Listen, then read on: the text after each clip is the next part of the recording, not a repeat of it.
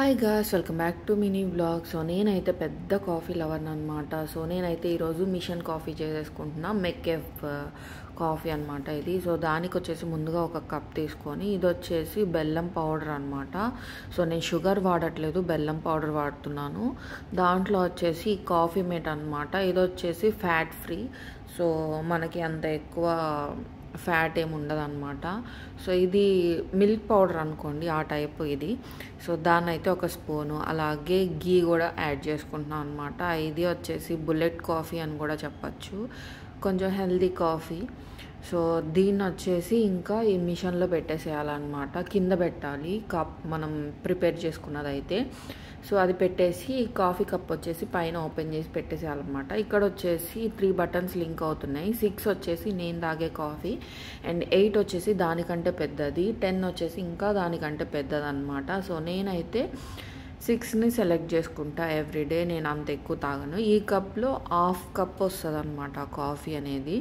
So hot water వచ్చేస్తాయి, ఇంకేం ఉండదు. బ్యాక్ సైడ్ ఏంటంటే మనం వాటర్ రీఫిల్ చేసుకునేది ఉంటుంది అనమాట ఒకటి. సో వాటర్ అయిపోయినప్పుడల్లా అక్కడ కింద అడుగుతుంది అనమాట వాటర్ యాడ్ చేయాలి అని. సో అది చూపించినప్పుడు మనం వాటర్ యాడ్ చేసుకుంటే సరిపోతుంది.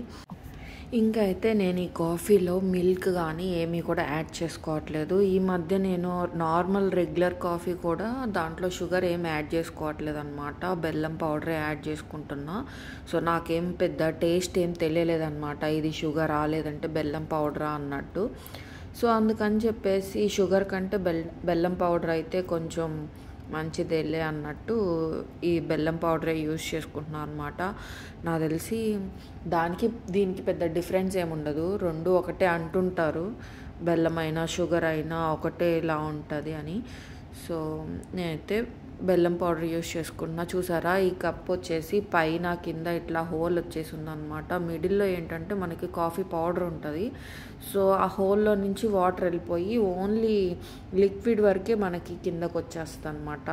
కాఫీ డికాషన్ టైపు వచ్చేస్తుంది. సో ఇంకా మంచిగా అయితే ఒక స్పూన్ వేసి కలిపెట్టేసుకోవడమే.